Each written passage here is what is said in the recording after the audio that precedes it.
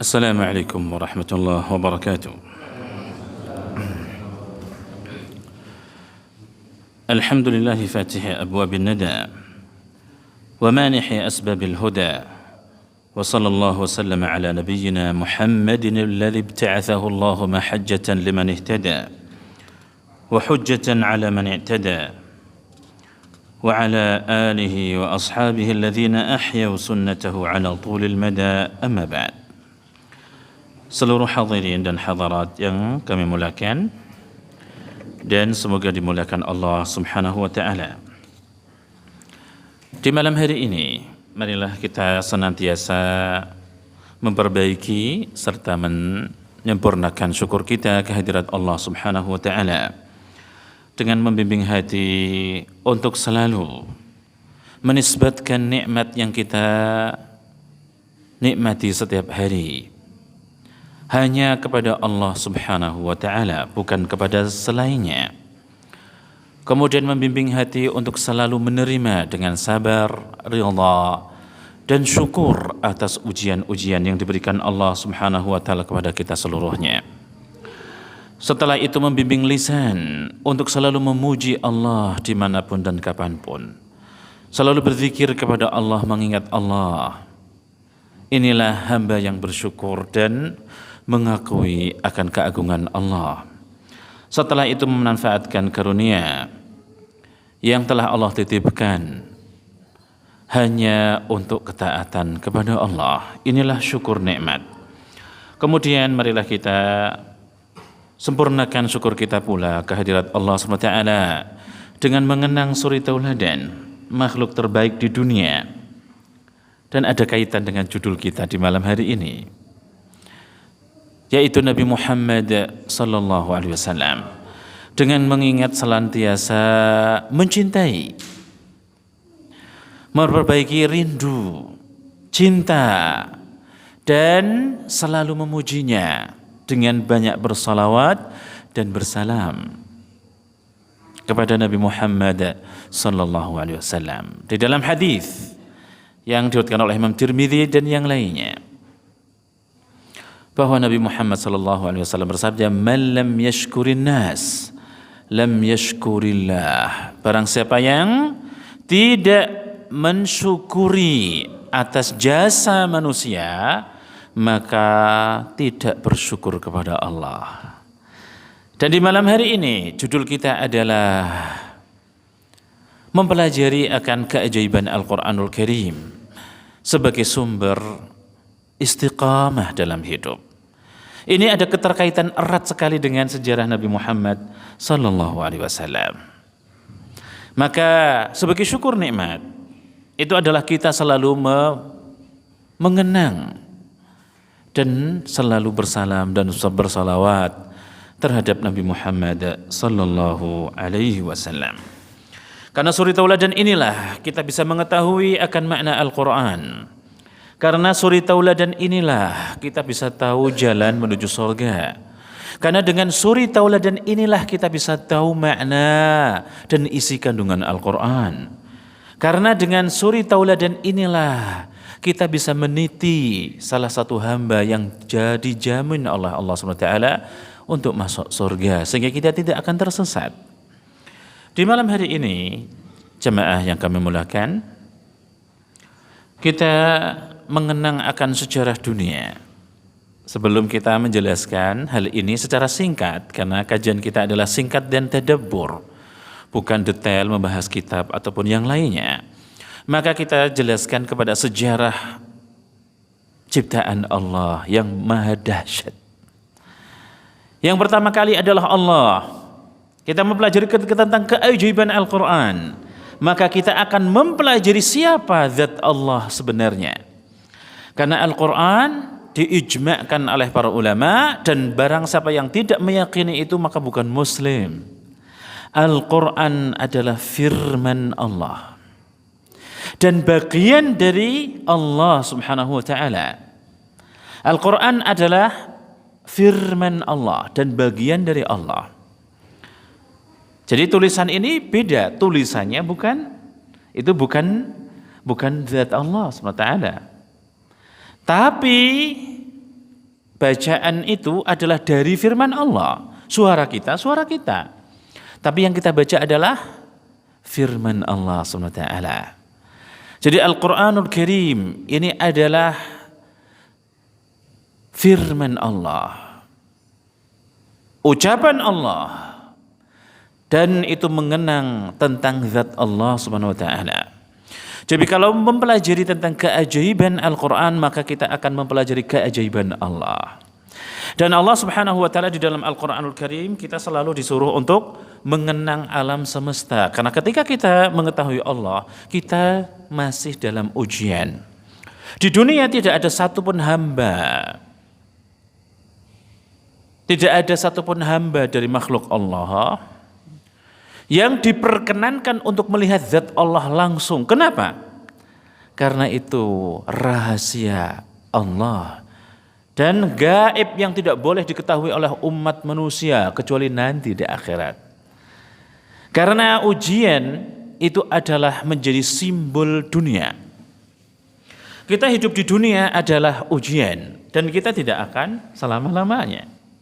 Maka tidak akan mungkin mengenal Allah secara langsung kecuali dengan firman serta tanda-tanda kebesarannya, yaitu makhluk yang begitu dahsyat. Tidak ada satu hamba pun yang bisa mengetahui tentang makhluk Allah ini.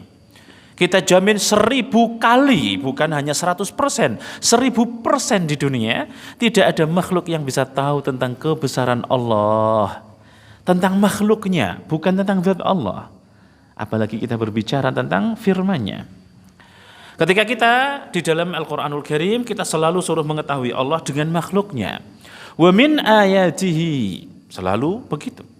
Wa min ayatihi al-lailu wan-nahar wasyamsu wal-qamar.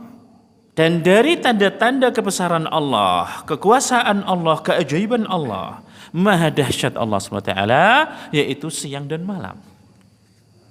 Ada manusia bisa membuat siang dan malam? Wonten? Firaun? Tidak ada. Wasyamsu wal qamar, dan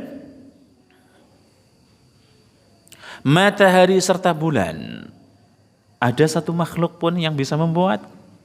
Matahari terbuat dari mana, Bapak Ibu sekalian? Matahari terbuat dari apa? Tidak ada yang tahu. Bumi terbuat dari apa? Pasti tahu ya. Teori lagi. Kita tidak butuh teori. Islam menjelaskan bahwa bumi ciptaan Allah. Dari bagaimanakah Islam menjelaskan itu tujuh tahapan? Selesai. Tidak perlu dari mana-mana. Oh, itu dari matahari yang memisahkan diri, kemudian dalam jangka ribuan bahkan ratusan ribu tahun, kemudian mengeras dan jadi bumi. Atau begitu? Subhanallah, Anda tahu dari mana? Hal yang gaib dalam Islam kita dititikan dalam 2 ilmu sekaligus. Islam bukanlah main-main. Islam bukan khayalan, Islam bukan hanya impian, dan Islam bukan sebuah teori. Kepastian nyata yang tidak mungkin diragukan sama sekali, dan itu keajaiban Al-Quran. Kita akan sampai biiznillah ta'ala. Jadi matahari atau bumi yang kita tinggalin ini, itu bukan dari seperti itu, diciptaan Allah langsung. Karena Islam menjelaskan bahwa ilmu di dunia itu ada 2 sisi. Ilmu yang kita lihat secara nyata dan ilmu gaib. Ilmu masa lalu dan masa depan. Dan itu 100% Islam menitik beratkan kepada wahyu. Sesuatu yang gaib dalam Islam, wahyu. Karena tidak ada satupun yang bisa menjelaskan yang gaib kecuali wahyu. Kok bisa ada orang muslim mempercayai proses pembuatan bumi, dan itu teori bukan dari Al-Quran. Itu maka tidak pantas bagi seorang muslim dan muslimah.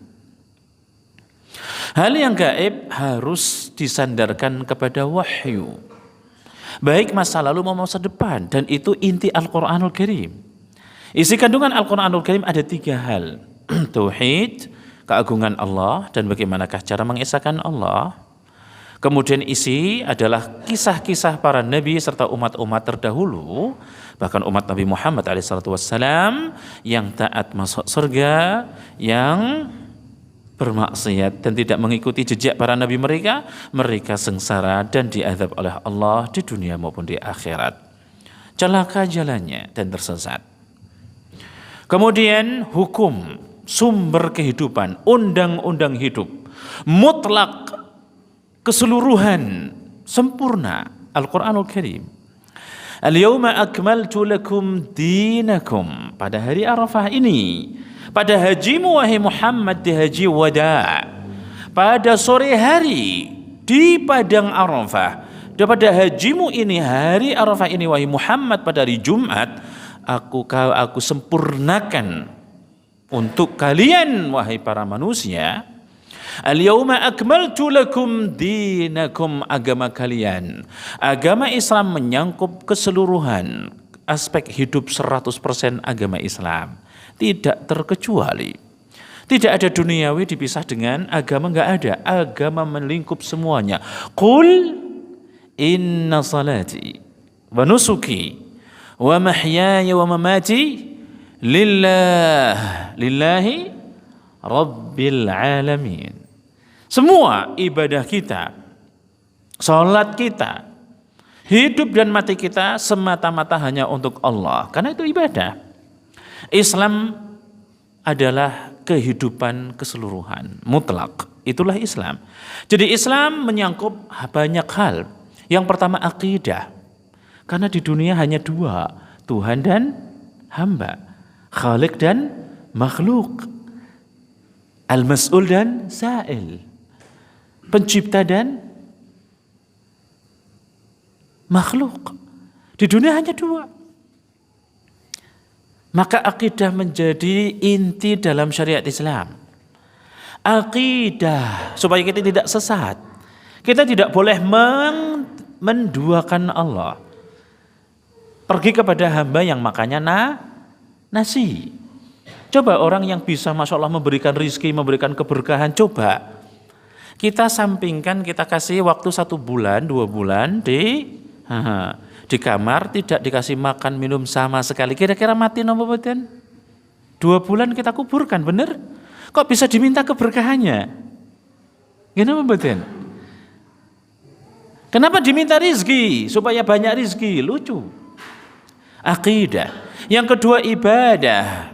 Yang dikenal oleh ahli fikih yaitu ibadah yang keterkaitannya dengan salat, puasa, zakat dan yang lainnya. Kemudian adalah muamalah.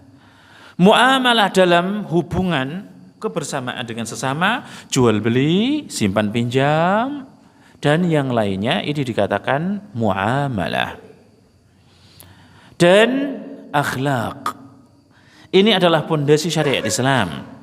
Aqidah, ibadah, muamalah dan akhlak ini menyangkup seluruh aspek kehidupan. Itulah Islam. Nah, inilah tentang syariat Islam sehingga Allah SWT, keajaiban Allah tidak bisa kita ketahui secara mutlak, tidak mungkin sama sekali. Baru makhluknya saja kalau kita melihat, Bapak Ibu yang muliakan, malam dan siang. Siapa yang menciptakan? Beranikah kalian membuat teori? Siap membuat teori dan kami uji kebenarannya?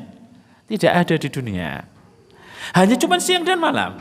Dan begitu dahsyatnya, rapi dan tidak pernah terlambat dalam sejarah dunia seisinya. Tapi kejadian dahsyat ini yang akan dialami oleh umat manusia selama dunia ada, di akhir hayat akan dirubah oleh Allah. Matahari terbit dari barat. Siapa yang bisa? Ketika para nabi diajak diskusi dengan para raja yang diktator dan penuh dengan dosa dan kemaksiatan, apa yang diajak bicara? Nabi Ibrahim, Nabi Musa alaihissalam, hanya diberikan satu keajaiban ciptaan Allah. Allah sekarang Tuhan ini mendatangkan matahari dari timur. Silahkan kalau Anda merasa Tuhan, datangkan dari barat. Bisakah itu? Tidak ada satupun yang bisa melakukan di dunia. Inilah keajaiban Allah SWT. Kemudian ada matahari dan bulan dan yang lainnya banyak sekali. Kemudian hati, rasa cinta yang itu ditumbuhkan oleh Allah Subhanahu wa taala kepada suami istri. Mohon maaf, pernahkah dari bayi tahu calon istri? Sudah tahu namanya, nggih, kehidupannya, mun ngertos napa dereng? Tidak ada yang tahu. Nggih napa mboten? Tidak ada yang tahu akan jodoh kita. Dan tidak tahu sama sekali tentang akhlaknya. Kemudian Allah Subhanahu wa taala pertemukan dari dua insan yang tidak saling mengenal sama sekali, kemudian ditanamkan di dalam kedua hatinya rasa sayang dan rasa cinta. Dan memiliki bahkan sebagian dari mereka menyayangi istri atau suami melebihi dari kedua orang tuanya. Bahkan kebaktian sama orangnya ditinggalkan, itu bukan nikmat Allah. Rasa cinta nikmat, tapi itu kebablasan, nggih. Itu siapa yang menciptakan itu? Allah Subhanahu wa taala. Wa min ayatihi an khalaqa lakum min anfusikum azwaja. Dan dari tanda-tanda kebesaran Allah Subhanahu wa taala itu menciptakan buat kalian adalah pasangan. Itu ada pasangannya. Kemudian dari pasangan-pasangan itu Allah tanamkan di hati mereka rasa kasih sayang. Wa ja'ala bainakum mawaddatan wa rahmah. Itu adalah tanda-tanda kebesaran Allah. Ini hanya muqaddimah yang tadi. Jikalau itu tentang Allah Subhanahu wa taala. Allah tidak diketahui tentang zat Allah, tidak bisa kita lihat sama sekali di dunia sekarang ini karena tujuannya adalah untuk ujian. Siapakah yang beriman benar-benar? Dan Allah menjelaskan di dalam Al-Quranul Karim, kita suruh untuk melihat kebesaran Allah, bahwa Allah ini ada yang kebesarannya sangat dahsyat dan maha dahsyat. Itu makhluk-makhluknya dan semua akal manusia tidak bisa memahaminya sama sekali sampai hari ini. Kecuali wahyu yang menjelaskan itu Allah sendiri melalui para nabi serta rasulnya. Jikalau itu tentang kebesaran Allah begitu dahsyat dan tidak bisa kita lihat secara keseluruhan, maka firman Allah pun sama. Firman Allah adalah dari Allah, maha dahsyat yang begitu luas yang tidak mungkin difahami oleh makhluknya. Nah, di sini Al-Qur'anul Karim itu begitu dahsyatnya. Para ulama-ulama menjelaskan tentang isi kandungan Al-Qur'anul Karim itu membutuhkan tidak main-main.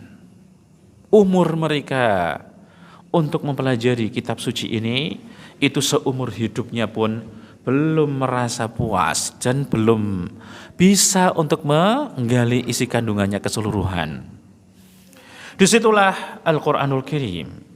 Al-Qur'anul Karim diturunkan oleh Allah Subhanahu wa taala sebagai sumber atau undang-undang hidup yang sempurna, dan itu tidak pernah diberikan kepada umat siapapun kecuali umat Nabi Muhammad SAW. Al-Quranul Karim diturunkan Allah Subhanahu wa taala ke muka bumi sebagai ladang petunjuk, sebagai hidayah. Allah berfirman, Alif Lam Mim, dzalikal kitabu. Sifatnya apa? La raiba fi. Hudan lil muttaqin. Keajaiban Al-Quran adalah la raiba fihi. Ini yang disebutkan dalam, itu sifatnya banyak sekali keajaibannya. Al-Quranul Karim la raiba fihi, tidak ada keraguan sedikit pun, tidak ada kesalahan sedikit pun, bahkan kekurangannya pun enggak ada. Maka tidak heran di dunia ini tidak pernah ada satupun makhluk yang bisa melihat kekurangan Al-Quran.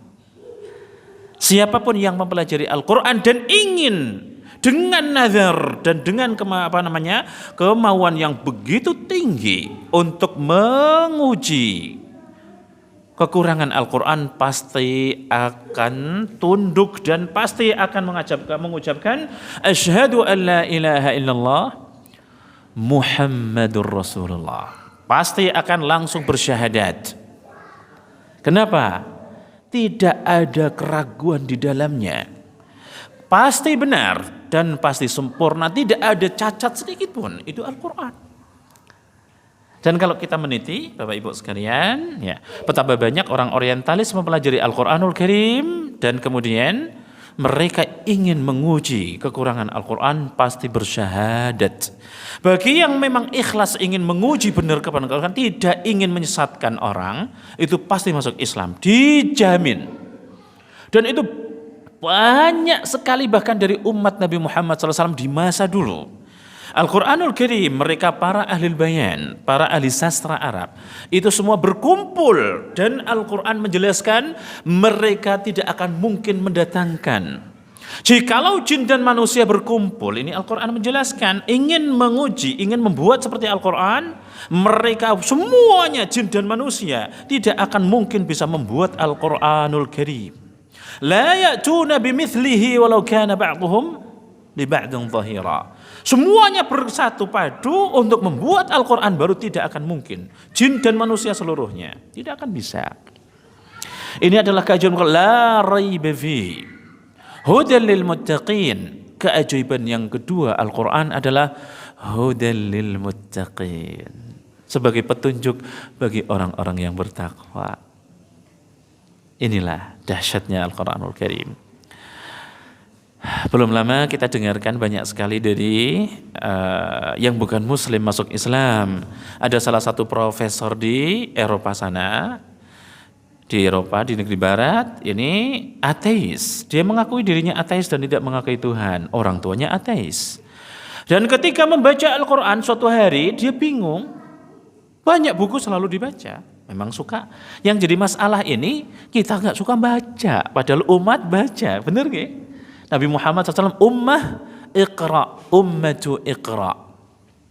Pertama kali ayat yang diturunkan untuk Nabi Muhammad SAW, untuk kita semua adalah iqra. Tapi kebanyakan dari kita tidak suka baca. Maka kita uji nanti, keajaiban Quran akan menjelaskan. Seberapa kali jenengan hatam Quran? Seumur ini berapa puluh kali, dari lahir sampai sekarang? Silahkan dihitung. Memalukan menjadi seorang muslim. Ngisi di sini, benar apa betul? Padahal umat iqra. Seharusnya ketika Nabi Muhammad SAW didatangi oleh salah satu sahabatnya, ya Rasulullah, aku mampu membaca Al-Quranul Karim sehari full. Oh, sebulan aja? Bisa lebih lagi ya Rasulullah. Baik, 3 pekan. Bisa lebih lagi. 2 pekan, lebih bisa. 1 pekan, lebih bisa. 3 hari, bisa ya Rasulullah. Sehari hatam Quran bisa. Jelas? Ini umat iqra beneran ini. Ini sahabat Rasulullah SAW. Tapi Nabi Muhammad SAW menjelaskan 3 hari saja. Cukup 3 hari hatam Quran. 10 juz 1 hari. Ada Syekh Abdul di situ, ada Syekh Sufi. Ulama dari Sudan sekarang itu ulama Al-Quranul Karim. Sufi bukan dari Sufi, Thariqat Sufi bukan, namanya kabilahnya As-Sufi. Itu salah satu dari ulama Sudan sekarang. Ini diutus oleh ayahnya belajar di Azhar di Mesir. Beliau menceritakan sendiri. Nah, beliau setiap pekan hatam Al-Quranul Karim. Ketika kadang-kadang pulang bertemu dengan ayahnya, ya kan? Bertemu dengan ayahnya, bertanya, wahai anakku, kapan berapa kali kamu hatam Quran? Dia bisa sampai 6 hari. Sehari 5 juz biasa. Saya khatam Quran berapa hari itu, wahai ayahku? Hah? Ayahnya terheran-heran. Kamu sudah saya utus dari Sudan menuju Azhar, begitu jauhnya untuk belajar Al-Quran. Kamu hatam Quran di 1 pekan atau di bawah 1 pekan itu hatam sekali. Terheran-heran orang tuanya. Minimal 3 hari hatam Quran. Angge, umat iqra. Ini dahsyatnya Al-Quranul Karim. La raiba fihi hudan lil muttaqin.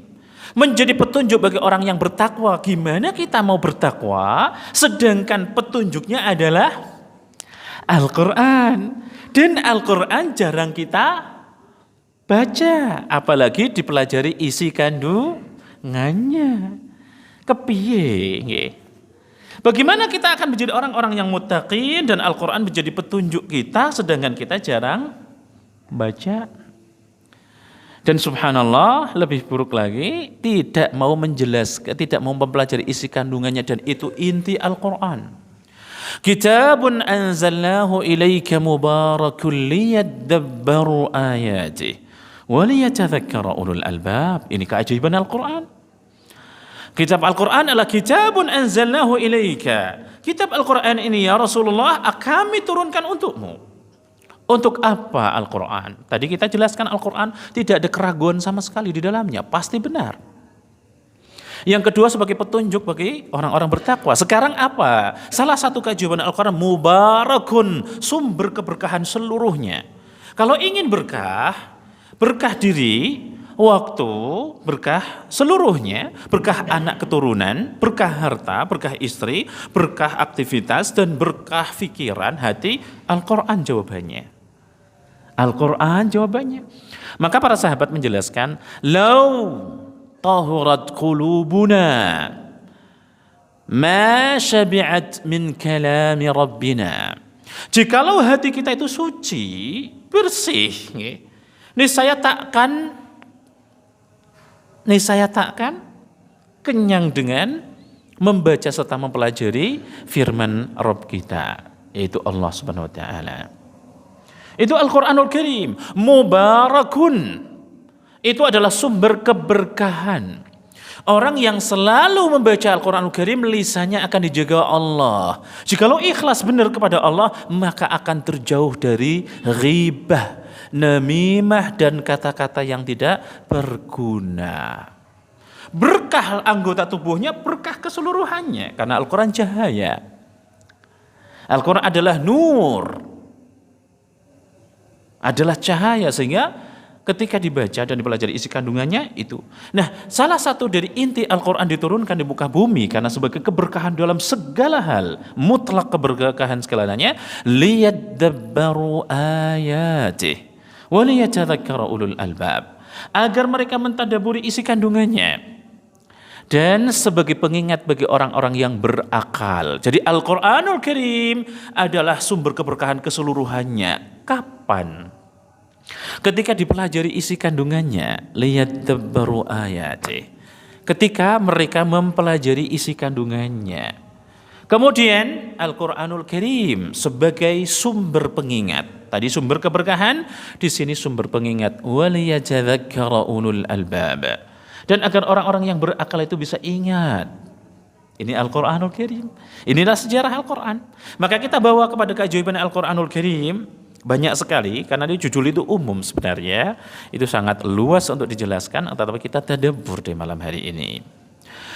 Kita dihadapkan dengan keajaiban Al-Qur'anul Karim. Ayat yang lain menjelaskan Allah SWT apa sebenarnya salah satu keajaiban Al-Quran. Ma anzalna alaikal Qur'ana litashqa. Ini ayat diturunkan untuk Nabi Muhammad dan seluruh umatnya. Ma anzalna alaikal Qur'ana litashqa. Tidaklah kami turunkan Al-Quran ini kepadamu wahai Muhammad dan juga kepada kalian wahai umat Nabi Muhammad, litashqa, agar menjadi orang yang sengsara. Al-Quran bukan menjadi sumber kesengsaraan. Al-Quran membawa kepada keberkahan segala hal. Jadi tidak akan sengsara dekat dengan Al-Quranul Karim. Kenapa? Jalan dunianya itu terterangi dengan hidayah dan akhiratnya pun akan sama. Nah, jamaah sekalian, hadirin dan hadirat yang kami muliakan, mari kita lihat keajaiban Al-Quran tatkala Al-Quran tadi hanya sedikit sekali. Quran banyak sekali menjelaskan tentang keajaiban Al-Quran, apalagi sunnah Nabi Muhammad tidak bisa dijelaskan dalam beberapa majelis. Tapi tadi hanya muqaddimah. Kita masuk kepada ketika Al-Quran ini dipelajari, atau orang yang sibuk dengan Al-Quran, yang mengibadahi dengan Al-Quran, kita teliti bersama. Pertama kali adalah malaikah. Makhluk malaikah adalah makhluk yang suci, disucikan Allah dan tidak pernah berbuat dosa sama sekali. Kehidupannya mutlak bertasbih kepada Allah. Di dalam surat Al-Baqarah tentang sejarah penciptaan manusia, Allah SWT mengumpulkan malaikah dan mengatakan wa idz qala rabbuka lil malaikah. Tatkala Allah SWT mengucapkan kepada malaikah, inni ja'ilun fil ardi khalifah. Sesungguhnya aku ini akan menciptakan di muka bumi seorang khalifah. Seorang khalifah adalah seorang makhluk yang diciptakan Allah dan beregenerasi, yang berketurunan dan kemudian bisa memakmurkan dunia untuk beribadah kepada Allah. Malaikat tujuannya untuk mengagungkan Allah dan tidak mengingkari ciptaan Allah. Tapi bahwa ciptaan itu akan banyak berbuat dosa. Dan menjelaskan tentang hakikat malaikat. Qalu ajaj'alu fiha man yufsidu fiha wa yasfiku ad-dima' wa nahnu nusabbihu bihamdi. Lanjutannya? Betul sekali. Jelas nggih? Ini hakikat malaikat. Apakah engkau akan menciptakan makhluk di muka bumi yang sukanya merusak dan menumpahkan darah? Sedang kami adalah selalu memujimu, bertasbih. Jadi kehidupan malaikat adalah sujud dan bertasbih. Wa yaf'aluna ma yu'marun, di dalam ayat yang lain. Selalu mentepati semua perintah Allah SWT. Itu sifat malaikat. Tapi enggak cukup. Kesucian dan sifat malaikat itu tidak cukup. Ketika dibarengi dengan Al-Quran menjadi makhluk yang benar-benar mulia. Siapakah itu? Malaikat Jibril alaihissalam. Malaikat Jibril adalah malaikat yang diutus oleh Allah Subhanahu wa taala, yang diberi wewenang khusus untuk menyampaikan firman Allah khusus ini kepada Nabi Muhammad sallallahu alaihi wasallam. Maka malaikat Jibril adalah sebaik-baik malaikat. Al-Quran, kejabaan Al-Quran ketika sudah dekat dengan hamba, apapun itu hamba, itu pasti dimuliakan Allah. Malaikat Jibril alaihissalam ini adalah malaikat yang sering disebutkan namanya di Al-Quranul Karim dan menjadi makhluk yang paling mulia di sisi Allah dari seluruh malaikat. Kenapa? Karena firman Allah Al-Quranul Karim. Kemudian kita meniti lagi dari masa, bukan manusia kita belakangin. Dari waktu, sejarah dunia siang dan malam, hari-hari dunia. Inna iddatash syuhuri 'indallahi 12 syahran fi kitabillah. Sesungguhnya bulan-bulan yang ada di dalam kitab Al-Qur'anul Karim, di sisi Allah SWT ada 12 bulan. Itu sudah ditentukan. Masa itu apakah yang paling terbaik? Ternyata dari masa itu yang paling terbaik bulan Ramadan. Kenapa? Di dalam surat Al-Baqarah Allah menjelaskan syahrul Ramadhan alladzi unzila fihi al-Quran. Kenapa Ramadan begitu sedahsyat dan semulia itu? Karena diturunkan Al-Quran. Itu dari bulan. Sekarang lebih detail lagi dari masa. Dari bulan itu yang paling terbaik dari bulan Ramadan adalah 10 terakhir. Maka beribadahnya kaum muslimin dan muslimat kita seluruhnya sebenarnya benar-benar jauh dari kitab Al-Quran. Ibadah puasa kita benar-benar jauh, ibadah kita di bulan Ramadan tidak meniti Al-Quran, maka bukan mendapatkan kemuliaan yang paling terbaik. Di awal bulan Ramadan, nek keliling di Indonesia, masjid-masjid napa? Penuh sekali semangat, antusias dan gemuruh untuk mendatangi masjid, tidak bisa dibayangkan kebahagiaan. Dan Nabi Muhammad sudah menjelaskan salah satu bulan yang boleh dalam syariat Islam yang untuk kita boleh untuk memberikan kabar gembira kepada sesama muslim cuman bulan Ramadan. Langsung dari Nabi Muhammad sallallahu alaihi wasallam. Adapun sampai bulan Idul Fitri saja itu tidak pernah dicontohkan Rasul. Jelas? Para sahabat mendoakannya setelah sholat Idul Fitri, bukan sebelumnya. Jadi para sahabat saling mendoakan itu setelah sholatnya. Karena kita sudah selesai dari bulan Ramadan dan sholat. sudah mendapatkan kemuliaan. Tapi kita ingin membahas tentang bulan Ramadannya. Di 10 pertama Masya Allah masjid. Padahal itu keutamaan paling terendah dari bulan Ramadan. Di 10 kedua, itu keutamaannya lebih dari 10 pertama. Mulai berkurang. Bener apa mboten? Ya nek ajeng jujur monggo, nek mboten jujur nggih monggo. Niku kan terserah jenengan toh. Kemajuan menuju soft depan. Luar biasa. Kemajuan menuju soft depan. Bahasanya keren, tapi sing mburi ilang kabeh. Innalillahi wa inna ilaihi raji'un. Nah, 10 yang terakhir itu terbaiknya bulan Ramadan. Bulan Ramadan yang paling terbaiknya justru 10 justru sibuk dengan buat makanan, pesan makanan, keliling jalan-jalan di kota, tumbas baju ngene apa mboten? Nggih. Ini justru tidak pernah mengikuti Al-Qur'an kaum muslimin yang beribadah seperti ini. Bulan Ramadan adalah bulan yang paling termulia dari semua bulan. Dan termulianya hari-hari Ramadan adalah 10 terakhir. Harusnya justru semakin mendekati Ramadan habis, itu justru masjid penuh, pasar kosong. Ngertos sampai betul. Kaum muslimin yang baik sibuk di sebelum Ramadan. Bulan apa belum Ramadan? Bulan apa sebelum Ramadan? Bulan Sya'ban. Itu sibuk di sana. Gini apa betul? Beli-beli baju mau jahit, mau monggo. Harganya masih murah. Pasar boten rame. Di bulan Ramadan 100% di masjid. Harusnya seorang muslim punya program setiap 19 bulan atau 11 bulan, 11 bulan menabung.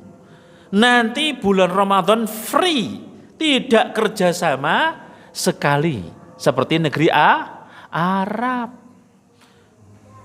Jam negara masuk jam 10, pulang zuhur, kepenak napa mboten jenengan? Gajinya full.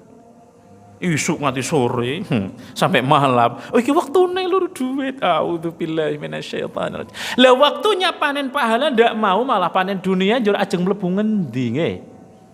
Mau jadi apa ini? Waktunya ujian untuk bisa lulus dan cari kerjaan yang baik, malah tidur-tiduran, gagal gak lulus sekolah. Mau sakit daftar di perusahaan. Silakan ijazahnya dilampirkan. Enggak naik kelas gitu. Diterima apa mboten? Ramadan semakin baik, ngapunten ini untuk panitia, pengurus, ini mau kajian sampai jam pinten nggih? Ajeng salat dulu terlanjut atau jam 8 sekaligus dan ditutup, jadi diakhirkan isyaknya. Ajeng pripun? Diakhirkan. Sunnah ini jarang dilakukan. Ini salah satu sunnah Nabi Muhammad SAW adalah mengakhirkan isya, itu sunnah. Jadi ini keutamaan lain. Mengawali di waktu awalnya boleh, mengakhirkan juga sunnah, tapi isya. Jadi ini sunnah ini kadang-kadang tidak dilakukan. Boleh hari ini insya Allah. Baik, kita melihat tentang masa. Di 10 terakhir bulan Ramadan adalah waktu yang sangat dahsyat. Itu lebih baik dari semua. Nah, dari 10 bulan Ramadan yang paling dahsyat apa? Hari-hari ganjil. Ini dari masa. Dan dari hari ganjil ini yang paling termulia hari di dunia seisinya adalah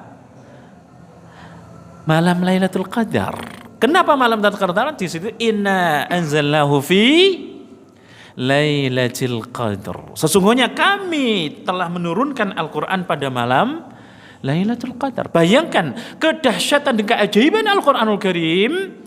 Jadi zat Allah adalah, kalau kita ingin melihat zat Allah, Al-Fatihah sudah cukup. Ada sifat Rabb, ada sifat Ar-Rahman, Ar-Rahim. Bayangkan itu. Dan Al-Qur'anul Karim tidak pernah diberikan kecuali kepada Nabi Muhammad sallallahu alaihi wasallam, dan keajaiban serta keberkahannya dinikmati oleh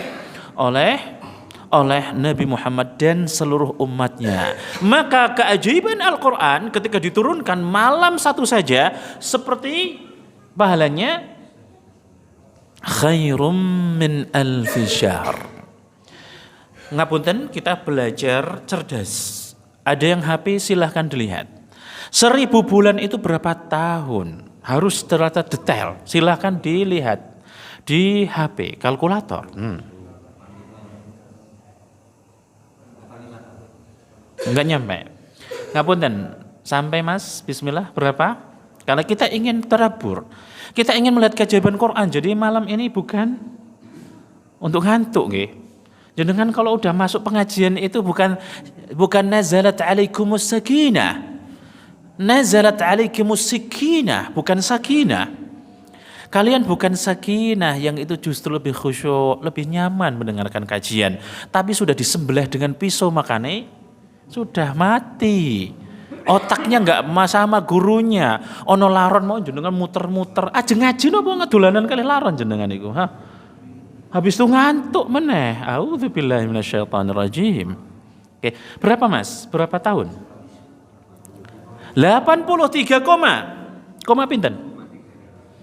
83 tahun, 3 bulan, 83 tahun 4 bulan. Masya Allah. Satu malam. Malam Lailatul Qadar kaum muslimin sekarang ini dengan keajaiban Al-Quran, keberkahan Al-Quran, kalau kita betul-betul dapat bisa iktikaf, kita bisa mendapatkan keutamaan yang betul dahsyat, melebihi umur. Satu malam melebihi satu umur kita semuanya. Tapi apa yang terjadi? Di akhir bulan Ramadan sibuknya di pasar. La ilaha illallah Muhammadur Rasulullah. Kalau di Arab tindak ting masjid ramai. Di Masjid Nabawi dan Masjidil Haram, Allahu Akbar. Sejuk hatinya. Kita hidup dengan Al-Quran. Ini tentang masa. Kita masuk kepada yaitu tentang makhluk, tentang kita semuanya. Manusia. Allah Subhanahu wa taala mengkhususkan bahwa dari manusia hamba Allah terpecah menjadi 2. Muslim dan kafir. Dari muslimin Allah pisah lagi. Ada kelas muslim, ada kelas mukmin. Dari mukminin Allah bedakan lagi. Dari hambanya ada yang berkelas muhsin. Muhsin itu derajat tertinggi agama Islam. Maratibuddin, derajat agama Islam ada 3. Kelasnya Islam, kelasnya iman, kelasnya ihsan. Itu derajat keutamaan orang beragama. Di dalam syariat Islam ada 3. Derajat Islam, derajat iman, jadi menjadi muslim, menjadi mukmin dan menjadi muhsin. Tertingginya muhsin. Itu derajat hamba khusus. Kemudian dari mereka Allah pilih dari muhsinin, orang-orang yang sampai derajat ihsan, kehidupannya untuk Allah, pandangannya, lisannya, ucapannya, dan semua akhlak serta hartanya untuk Allah. Ini Allah SWT khusus lagi, diambil dari mereka, dikhususin para nabi. Di antara nabiyin, di situ Allah khususkan lagi ada mursal atau rasul. Di antara para rasul dikhususkan lagi, di antara para mursalin, para rasul Allah khususin lagi. Itu lihat hamba, ini perbedaannya nanti pelan-pelan. Betapa dahsyatnya Al-Quran. Di antara para mursalin Allah khususkan lagi ada ulul azmi minar rusul. Itu sudah tertinggi derajatnya. Tidak ada hamba di atas itu. Tapi di antara ulul azmi minar rusul dikhususkan hanya satu hamba tertinggi, makhluk Allah yang paling mulia dari seluruhnya, bahkan termasuk malaikah dan arsy singgasana Allah. Seluruhnya yang paling terbaik sinten? Nabi Muhammad sallallahu alaihi wasallam. Kenapa? Karena Nabi Muhammad dikhususkan untuk mengemban firman Allah Subhanahu wa taala yang sempurna, yaitu Al-Qur'anul Karim. Al-Quranul Karim adalah ringkasan keseluruhan kitab Allah, seluruh yang diturunkan kepada para nabi dan rasul, sehingga sempurna dari keseluruhan, sehingga pantas untuk menjadi kitab penutup dari para nabi dan menjadi kitab yang akan menutup dunia seisinya. Inilah Al-Quran. Jadi Nabi Muhammad SAW dikhususkan oleh Allah menjadi hamba yang paling mulia itu karena Al-Quranul Karim, firman Allah. Maka kita akan melihat keajaiban yang begitu dahsyat dari Al-Quran. Itu bisa, siapapun yang mempelajari Al-Quran akan menjadi hamba yang paling terbaik di sisi Allah, yaitu Nabi Muhammad SAW. Baik, kita melihat itu Nabi. Sekarang kita melihat dari umat Nabi Muhammad SAW, tidak terkecuali umat Nabi Muhammad SAW yang berislam. Umat Nabi Muhammad terbagi dua, ummatul istijabah dan ummatul da'wah. Umat yang sudah menerima dakwah Nabi Muhammad SAW yang dinamakan dengan ummatul istijabah atau ummatul ijabah. Dan yang kedua adalah ummah ad-da'wah yang belum berislam. Ummatul istijabah yaitu umat Nabi Muhammad yang masuk Islam, ini akan menjadi sebaik-baik umat dari zaman Adam alaihissalam sampai akhir zaman kelak. Bayangkan. Kenapa? Karena Al-Quranul Karim. Karena Al-Quranul Karim. Tetapi hati-hati, harus menjadi umat Iqra, umat membaca. Kalau tadi kenapa kalau sentil sedikit terkait dengan baca? Nah, tadi ada profesor matematik. Dia hidupnya baca. Hidupnya membaca. Biasa dengan baca buku apapun dibaca. Semua agama dipelajari, dibaca. Pada suatu hari, dititipi oleh salah satu muridnya mungkin, di mejanya ada Al-Quran, terjemahan. Dia dibaca. Ketika membaca sedikit, hatinya sudah gundah. Kebingungan sesuatu yang tidak bisa dibayangin. Rasa ketenangan dan bingung sekarang ini adalah campur aduk di hati beliau. Dan beliau semakin membaca semakin tenang dan semakin bingung. Semakin membaca semakin bingung. Semakin membaca tentang sejarah Nabi Adam alaihissalam ciptaan manusia dan sejarah tentang ketuhanan semakin bingung. Dan ketika beliau menjelaskan secara pribadi ketika membaca surat Al-Duha, beliau menangis sejadi-jadinya padahal dia udah gak ngerti isi kandungannya apa. Al-Quranul Karim. Jadi ketika beliau membaca Al-Quranul Karim, beliau menangis sejadi-jadinya. Dan beliau jarang menangis. Tidak pernah menangis. Karena bukan orang cengeng. Gak nama betul. Beliau tidak menangis dan bukan orang cengeng, tapi membaca Al-Quran. Ketika membaca Wal-Duha tentang sifat Rasul dan kehidupan Rasulullah, menangis, meneteskan air mata bercucuran. Subhanallah. Setelah membaca Al-Quran keseluruhan, di hatinya kebingungan yang tidak pernah sama sekali ia rasakan dan tidak ada jawaban sama sekali. Dan intinya proses beliau masuk Islam ketika bersyahadat, beliau belum ingin bersyahadat tapi disuruh oleh salah satu dai di negerinya, itu suruh untuk coba aja. Kalau memang ingin merasakan dahsyatnya Islam, coba aja. Suruh nyoba, coba-coba. Ketika membaca syahadat bahasa Arab, lisan tidak bisa sama sekali. Maka diterjemahkan pakai bahasa Inggris dulu. Setelah mengatakan bahasa Inggris, mudah mulai lisan bisa mengucapkan pelan-pelan pakai bahasa Arab. Asyhadu an la ilaha illallah wa asyhadu anna Muhammadar Rasulullah. Setelah mengucapkan itu, badannya terasa nyaman, terasa bahagia, dan semua tabir kebingungan hidup ini terjawab semuanya. Merasakan kebahagiaan yang tidak pernah dirasakan dalam seumur hidupnya. Al-Quran. Al-Quranul Karim. Umat Nabi Muhammad SAW yang penuh dengan kekurangan. Kekhususan umat Nabi Muhammad SAW sebenarnya kalau kita katakan kekhususan, tetapi penuh dengan kekurangan. Misal, umurnya pendek. Jelas nggih? Hidup di akhir zaman. Ibadah syariatnya paling sedikit. Tapi ini tidak menutup kemungkinan Allah Subhanahu wa taala, walaupun dengan kita punya kekurangan yang begitu dahsyat seperti ini, Allah memberikan kekhususan kepada umat Nabi Muhammad sallallahu alaihi wasallam menjadi terbaiknya umat di alam semesta. Bayangkan keajaiban Al-Qur'anul Karim. Dan bahkan menjadi saksi terhadap umat-umat sebelumnya. Kalau kita bandingkan dengan umat sebelumnya, tidak sebanding. Mereka sholat 50 kali sehari. Kita ping pinten? Pahalanya sama. Bayangkan. Kita 5 kali pahalanya sama dengan 50. Dengan itu kita masih bermalas-malasan. Subhanallah.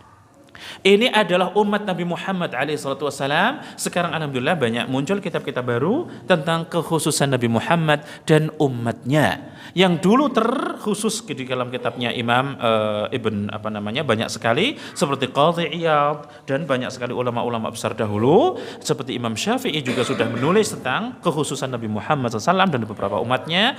Dan itu sekarang banyak sekali karangan-karangan ulama. Sekarang itu menuju kepada ibda', kepada pembaharuan ilmu, yaitu setiap ada ilmu-ilmu yang baik, jurusan-jurusan yang mulia, itu dikhususkan karangan-karangan yang lama disatukan menjadi satu buku, sehingga kita bisa belajar dalam satu buku membaca keseluruhan.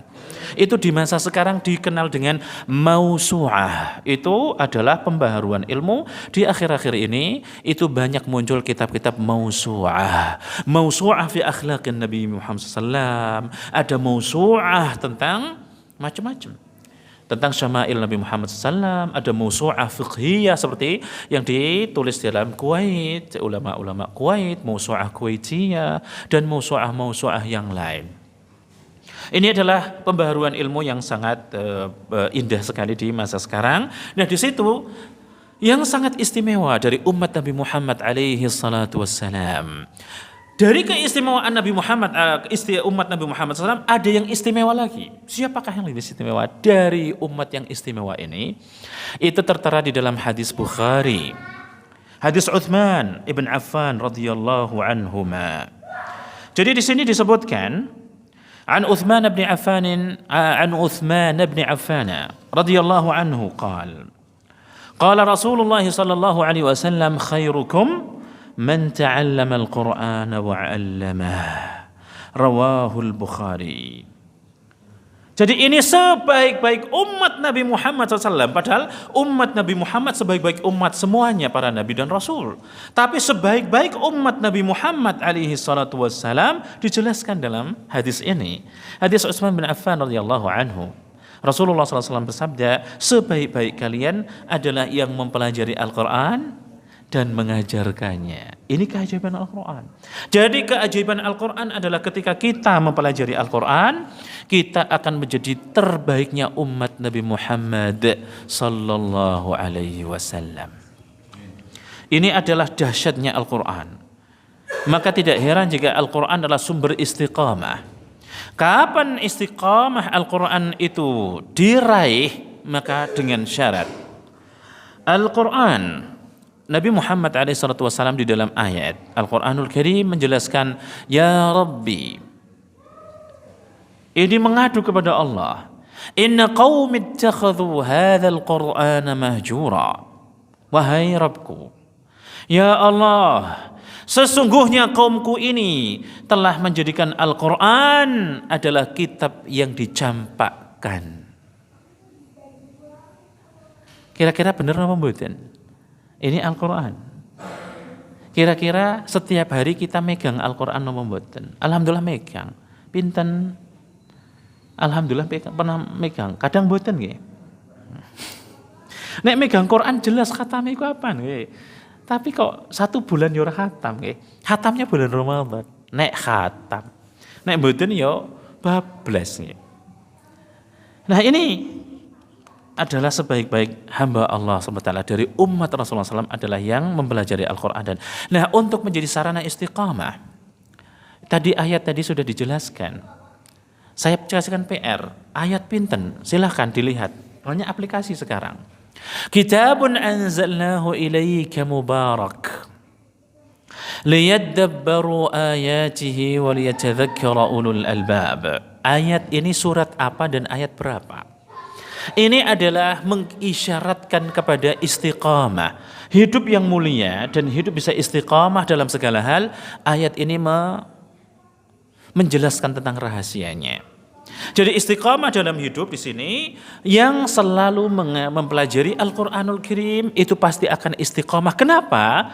Karena Al-Qur'an sebagai sumber keberkahan. Dan keberkahan Al-Qur'an itu pada keseluruhan. Keberkahan diri, keberkahan istri dan anak keturunan dan cucu-cucu semua, keberkahan waktu, keberkahan harta, keberkahan ibadah, keberkahan seluruh aktivitas. Ini Al-Qur'anul Karim. Maka dengan itu pasti istiqomah yang didapatkan.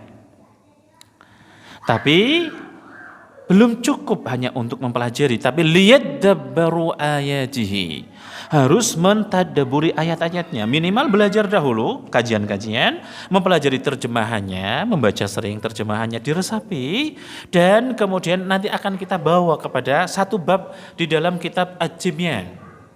Kitab ini adalah kitab At-Tibyan fi adabi hamalatul Quran. Saya akan bacakan satu judul saja karena waktu kita masih ada, alhamdulillah. Maka satu judul biiznillahi taala kita akan bacakan khusus, yaitu tentang disunnahkannya, dianjurkannya tadabbur Al-Quran. Bagaimana kita akan melihat Rasulullah dan ulama-ulama salaf mentadabburi Quran dan caranya begitu dahsyat. Nah di sini liyadabbaru ayatihi, supaya mentadabburi, jadi baca terjemahannya. Nanti kemudian belajar tafsirnya. Belilah buku. Kalau kita beli motor kira-kira sanggup napa mboten nggih? Sanggup nggih? Nyicil ngantos pinten tahun? Sabar napa mboten? Kerja keras pagi sampai malam, nika disisihkan napa mboten? Beli tafsir Quran nganti kiamat mboten tumbas. Ya napa mboten? Ampun punya tafsir pinten jenengan? Tafsir Ibnu Katsir yang ringkasan yang udah diterjemahkan di Indonesia pun gadah napa dereng. Ya Allah Pak Ustadz, larang temen nggih, regane 1 juta. Jenengan tumbas motor sing ST-an tok pirang juta, Pak. Sing ST nah ora ono SPPKB nggih. Pinten? 7 juta, 6 juta nggih. 1 juta untuk tafsir, untuk biar berkah semua hidupnya dan masuk surga.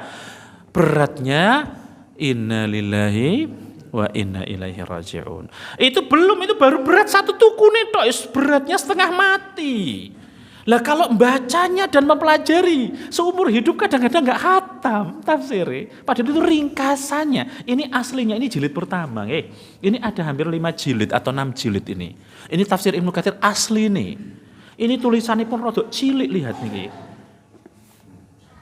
Ini bacanya tambah berat lagi. Ngene apa mboten? La ilaha illallah Muhammadur Rasulullah. Tukune wis setengah mati ngono ta. Habis itu mocone tambah setengah mati meneh. La ilaha illallah. Liyadabbaru ayatihi. Keajaiban Al-Qur'an, sumber istiqamah adalah mentadabburi isi kandungnya. Bismillah, tidak ada yang terlambat. Imam Ibnu Hajar Asqalani rahimahullah belajarnya mun sepuh wis tuwa dan menjadi imam dunia. Gini apa mboten? Dan menjadi rujukan umat Islam. Syarahnya Sahih Bukhari sampai hari ini tidak ada satu pun yang bisa menggantikan Fathul Bari bisyarhi Sahihil Bukhari. Bayangkan kitab Fathul Bari memang benar-benar innahu fathun. Ini adalah benar-benar taufik dari Allah dan ilham.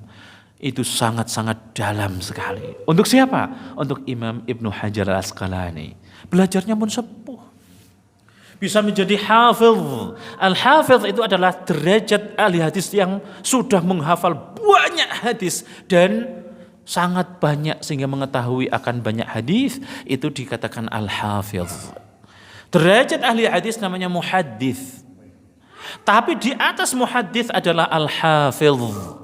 Di atas al-hafidh amirul muhaddithin. Itu derajat-derajat ahli hadis. Kapan belajarnya mun sepuh? Kita masih bisa. Dan ketika kita mohon kepada Allah, ya Allah mudahkanlah. Saya punya Fathul Bari beli hampir 4 kali. Asli nih. Yang paling unik ketika kita betul-betul memohon kepada Allah pasti diberi. Waktu itu bermimpi, ya Allah, berangan-angan ingin punya Fathul Bari dan mulai membaca, melihat dahsyatnya kitab ini dan betapa luasnya ilmu al-hadis. Selalu terngiang-ngiang dan berharap untuk bisa punya. Berdoa kepada Allah. Tahu-tahu di Makkah waktu saya berumrah, ya. Waktu saya berumrah, kemudian setelah itu di jalan di halaman Masjid Nabawi, di Masjid Al-Haram, ditanya oleh dua saudara namanya Muhammad dan Muhammad, sehingga dijuluki Muhammadain. Ini Muhammad, padahal ya saudara. Lucunya, salam di jalan, Assalamualaikum, katanya. Saudaraku, kamu ingin apa? Kata bilang, saya berharap ingin beli Fathul Bari, tapi kok di sekitar ini nggak ada perpustakaan. Kata naik mobil, ayo naik mobil kami. Saya dibawa ke mobil, pergi jauh dari masjid, karena itu di jalan Madinah. Itu masih di Mekah, tapi masih di jalan sebelum miqat. Itu ada perpustakaan besar di sana. Itu salah satu perpustakaan yang menjual kitab-kitab di Makkah Al-Mukarramah. Di sana, subhanallah, kita ngobrol baik, ya akhil karim, ini perpustakaannya. Saya pengen taksinya, mohon maaf saya bayar, tidak perlu. Kamu di sini, nanti kamu boleh kembali lagi ke Masjidil Haram. Saya tidak tahu apapun. Setelah keliling di perpustakaan, ya lihat buku, kitab-kitab dan beli sedikit, karena nggak ada duit kan, masih pelajar baru, nggak ada duit gitu. Ternyata Allah memberikan ini Muhammad ini, dua anak Muhammad ini, pemuda Muhammad sudah membelikan kitabnya, sudah di kasirnya. Ketika mau keluar silakan, saudaraku ini bawa kitab ini. Hah? Saya nggak membeli. Saya nggak punya uang untuk beli. Ini sudah dibelikan sama saudaramu tadi dan ini silahkan dibawa. La ilaha illallah. Pengen boten jenengan nek orang duwe bukune pasti ora pingin gitu. Dan nggak dongo lah. Orang jaluk. Jadi pertama kali keinginan dan harus berdoa dulu. Motor kan punya keinginan kan, diusahakan sampai bisa. Lo buku cuma 1 juta 2 juta gitu apa betul? Ora iso kebangetan. Nah di sini inilah rahasia Al-Quran. Liyadabbaru. Apabila kita ingin istiqamah, kita harus mentadaburi isi kandungannya. Dan kita akan selalu ingat waliyatadzakkara ulul albab. Al-Quran yang menjadi sumber keberkahan ini ketika ditadaburi isi kandungannya, maka orang yang berakal pasti akan selalu ingat kepada Allah, dan itulah istiqamah yang mulia. Di sini ada satu bab kecil, saya ingin sebelum selesai waktu kita akan membaca satu pasal yang disebutkan oleh Imam Nawawi rahimahullah taala dalam kitab At-Tibyan fi Adabi Hamalatul Quran, faslun fi istihbabi tardidil ayati litadabbur. Ini mung setunggal ayat yang saya ingin jelaskan di sini. Jadi bukan Al-Quran keseluruhan, tapi ini satu ayat saja. Bagaimanakah Rasulullah dan bagaimanakah para sahabat itu mentadaburi Al-Quran. Kata Imam Nawawi, An Abi Dzarrin radhiyallahu anhu qala, Qama an-nabiy sallallahu alaihi wasallam bi ayatin yuraddiduha hatta asbah. Wal ayatu in tu'adzibhum فإنهم عبادك. رواه النسائي وابن ماجه. Hadis ini dijelaskan, hadisnya adalah hadis hasan. Kitab ini ditakhrij dan banyak para ulama ini menghasankan hadis tersebut. Artinya adalah dari Abu Dzar radhiyallahu anhu berkata, Nabi Muhammad sallallahu alaihi wasallam salat semalam penuh sampai pagi hari. Itu mengulang-ulang satu ayat saja, itu surat Al-Maidah ayat 118. Al-Maidah ayat 118, Nabi Muhammad SAW semua salatnya diulang-ulang, setiap rakaatnya dan setiap rakaat diulang-ulang. Nabi Muhammad SAW menangis dan memohon kepada Allah. Apa ayat kandungannya? Allah berfirman, In tu'adzibhum fa innahum ibaduk wa in taghfir lahum. Silahkan dibuka ayatnya supaya tidak ngantuk. Ayat Al-Maidah ayat 119. Bacaannya pripun? In tu'adzibhum fa innahum ibaduk wa in taghfir lahum. Selanjutnya Fa innaka baik. Ampun? Baik. Inilah yang dibaca Nabi Muhammad SAW. Artinya, in tu'adzibhum, jika engkau mengadab mereka ya Allah, fa innahum ibaduk, maka mereka adalah hambamu sendiri. Kemudian ayatnya selanjutnya yang keras dibaca, ngapunten. Wa in taghfir lahum, jikalau engkau mengampuni dosa mereka, lanjutannya, fa innaka antal azizul hakim, maka sesungguhnya engkau adalah maha aziz, maha perkasa. Tidak mungkin Allah mengadab kemudian dikatakan ghafur, tidak ada, karena perkasa masih mengadab. Al-Hakim, ketika orang berbuat maksiat, ketika dikasih sanksi, itulah hakim, itulah bijaksana. Ada orang berbuat kriminal kemudian didiamkan, itu tidak bijaksana. Jelas? Orang berbuat maksiat kepada Allah maka diazab, itu bijaksana dan azabnya sesuai amalannya. Maka di sini Allah SWT, di sini firman Allah SWT ini, Nabi Muhammad SAW sayangnya kepada kita semua itu sedang membicarakan kita, umat Nabi Muhammad SAW.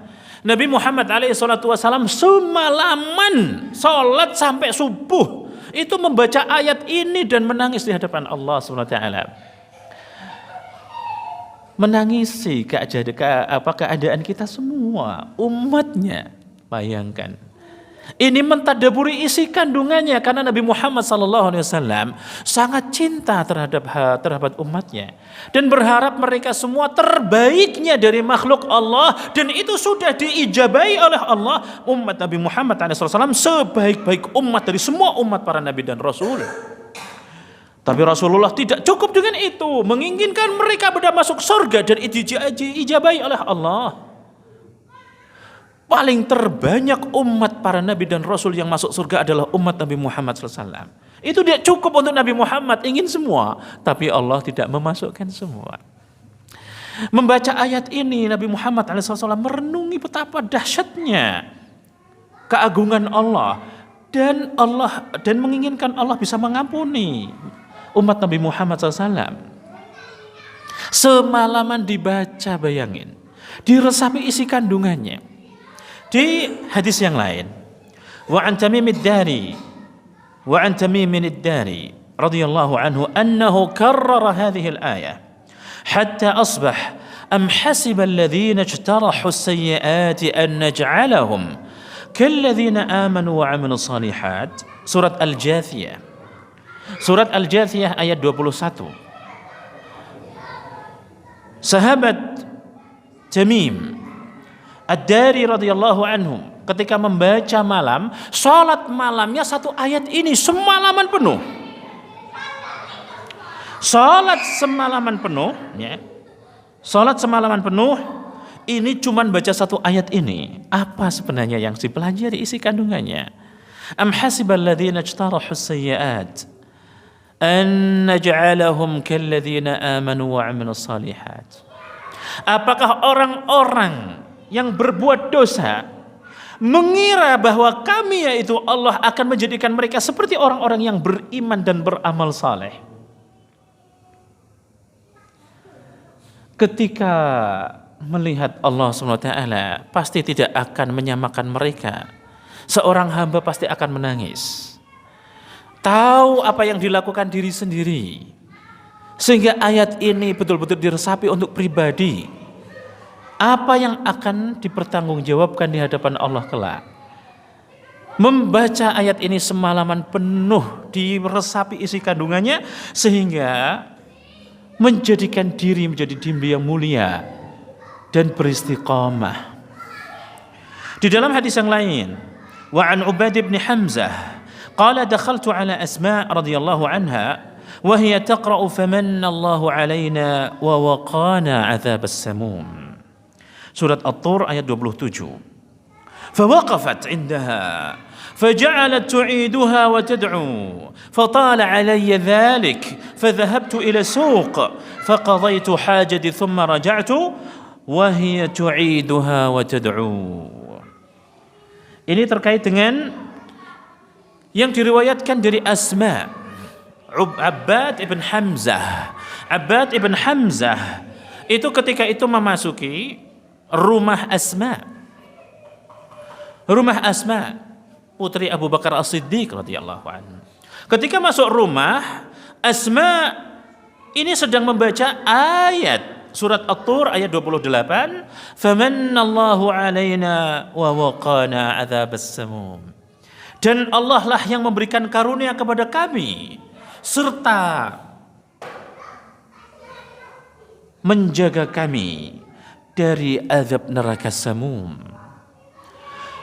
Ketika membaca ayat itu, Allah lah sendiri yang akan memberikan karunia kepada hamba serta akan melindungi mereka dari azab samum, maka berharap kepada Allah, meminta rahmat itu, fawaqafat indaha, berhenti membaca ayat itu, terus dibaca, diulang-ulang dan berdoa kepada Allah, Allahumma arhamni, Allahumma harni, Allahumma inni as'alukal jannah wa a'udzubika minan nar. Karena itu Allah yang memberi, maka minta kepada Allah surga dijauhkan dari api neraka. Kemudian sampai Abbad ibn Hamzah jalan ke pasar, sudah semua kebutuhannya diselesaikan, pulang lagi, Asma masih duduk, masih baca Quran ayat 1 itu dan masih terus berdoa kepada Allah Subhanahu wa ta'ala. Ini tadabbur. Inilah sumber istiqamah di dalam, dan itu diriwayatkan juga dari Ibunda Aisyah radhiyallahu anha. Diriwayatkan oleh Imam Abdul Razzaq, Imam Ahmad di Az-Zuhd, Abdul Razzaq di Al-Musannaf, Imam Baihaqi dalam Syu'abul Iman, dan banyak sekali. Ini yang terakhir, hadis yang terakhir, biar akhir waktu kita pas, tidak lebih biidznillah, itu terkait dengan sahabat Ibnu Mas'ud radhiyallahu anhu. Wa raddada Ibnu Mas'ud radhiyallahu anhu, Rabbi zidni ilma, Rabbi zidni ilma. Surat Taha ayat 114. Ini diulang-ulang terus. Kenapa? Karena ilmu semata-mata dari Allah. Maka ketika Allah subhanahu, kalau kita teliti ayat ini sangat istimewa.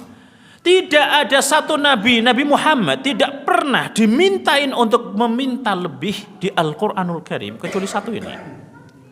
Nabi Muhammad SAW tidak diperintahkan oleh Allah dalam Al-Quranul Karim lebih dari kebutuhannya kecuali satu ayat ini, yaitu tambahan ilmu.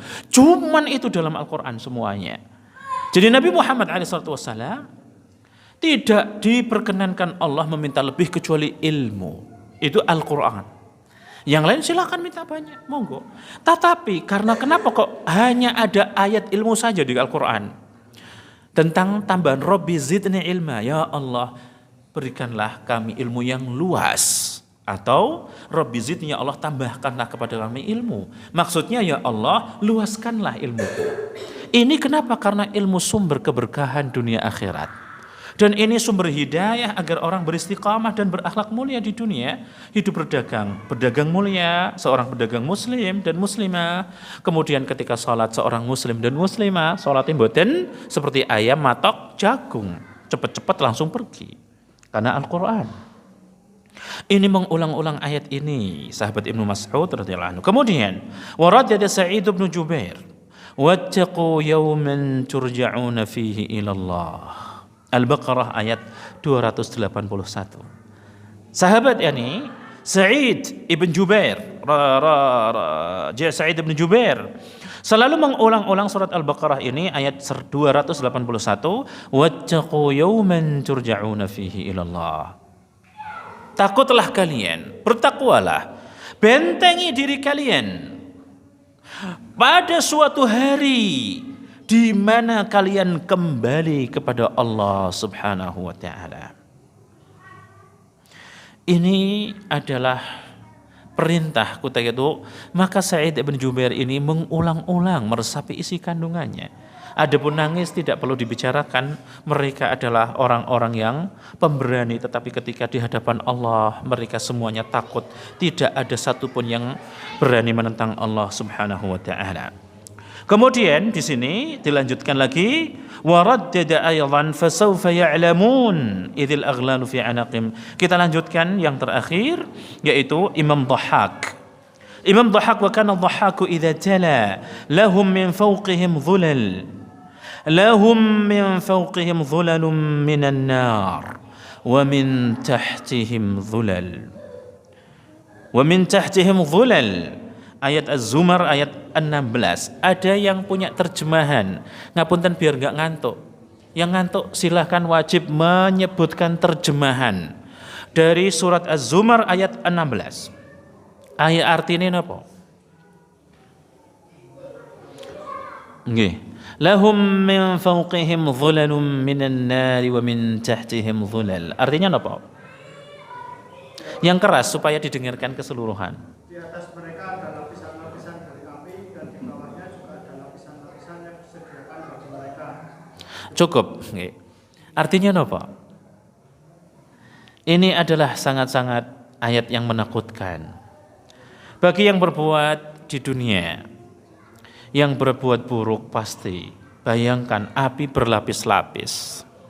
Dan ini dijelaskan dalam surat Al-Baqarah, waquduhan nasu wal hijarah. Bahan bakar api neraka jahanam adalah manusia dan batu. An-nas wal hijarah. Kira-kira dibakar batu yang menyala-nyala dengan kayu panas pundi? Panas batu. Dan itu apinya berlapis-lapis lagi. La ilaha illallah. Pasti tidak heran kalau para ulama Al-Dhahhak rahimahullahu taala mengulang-ulang yuraddiduha hatta sahar, semalaman sampai pagi hari dibaca ayat ini. Dan ini sudah selesai. Ini kajian kita sudah selesai insyaallah taala. Inilah masih ada 4 menit. Ngapunten, dipersilahkan. Ada yang mau bertanya? Ampun capek nggih. Ngaji pinten jam jenengan? Nggih, Kalau di Saudi Arabia di Madinah namanya pesantren kilat mboten seminggu, mboten sepekan, 2 bulan. Pesantren kilatnya 1 bulan, 2 bulan musim liburan. Sebelum subuh mau ngaji. Subuhan ngaji meleh, istirahat sebentar makan pagi, habis itu ngaji lagi sampai zuhur. Habis sholat zuhur ngaji lagi, nanti istirahat sebentar makan dan sebentar istirahat. Habis asar ngaji lagi sampai maghrib, habis maghrib sampai isya sampai jam 10 malam. Sebulan 2 bulan jenengan baru sedelo wis padha pegel kabeh. Nggih? Ya cukup nggih. Oh, kesuwen. Pegel Pak Ustadz, ora perlu pertanyaan. Alhamdulillah. Tutup mawon. La ilaha illallah. Subhanakallahumma wa bihamdika asyhadu an la ilaha illa ant astaghfiruka wa atubu ilaik. Wassalamualaikum warahmatullahi wabarakatuh.